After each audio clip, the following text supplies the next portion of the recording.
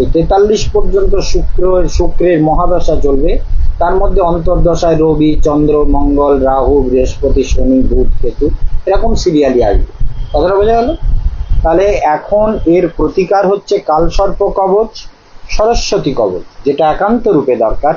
আর জারকনটা যদি দিতে পারো দিয়ে দেবে, গোমেদ আর মুক্ত, সারা জীবন দরকার এগুলো। তা না হলে বাবার কথা শুনতে চাইবে না, এবং জেদি একরোখা, খুবই সেন্টিমেন্টাল, কোনো কারোর সঙ্গে বন্ধুত্ব হবে না, কারোর সঙ্গে ঠিক মতো মিশতে পারবে না।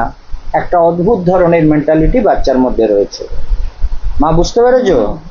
তো মহারাজ যা বলছে সত্যি না ভুল? মহারাজের কথা সব ঠিক? তাহলে মহারাজের কথা মেনে,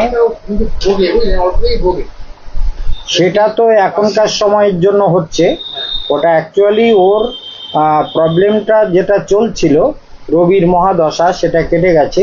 ওর যা প্রতিকার লিখেছি কালসর্প দোষের জন্য, এই প্রতিকারগুলো আগে করিয়ে নিলে অনেক পরিবর্তন হয়ে যাবে। আচ্ছা ঠিক আছে মা? এবং খুবই সেন্টিমেন্টাল, কিছু বললেই মনে রেখে দেয় এবং সেটা মনে মনে ভাবে এবং খুব মানসিকভাবে খুবই ডিস্টার্ব হয়ে যায়। কথাটা বোঝা গেল? এই জন্য বন্ধুত্ব ভালো হয় না, কারোর সঙ্গে ভালো ফ্রেন্ডশিপ হয় না, কারোর সঙ্গে ঠিক ভালো ব্যবহারটা করে না, এই ব্যাপারগুলো কিন্তু ওর মধ্যে রয়েছে। ও কিন্তু এমনি বাচ্চা, বেশি বয়স না তো। বয়স না মানে এই যে বয়স বললাম 2019-এ জন্ম, তা 5 বছরে পড়েছে। হলে কি হবে? ছোট থেকেই বোঝা যায়। ছোট থেকেই বোঝা যায়, বুড়ো হলে বোঝা যায় না। অবশ্যই ছোট থেকেই বোঝা যায়, যা বোঝা যাবে ছোট থেকে বোঝা যাবে। কি সরস্বতী কবচ এবং কালসর্প কবচ দুটো দরকার, যেটা পারবে দেবে। আগামী শনিবারে একটা যোগ আছে দোষ কাটাবার, আর একটা পরের শনিবারে যোগ আছে, যেটা পারবে করে দেবে। এর নাম যেন কি? হ্যাঁ,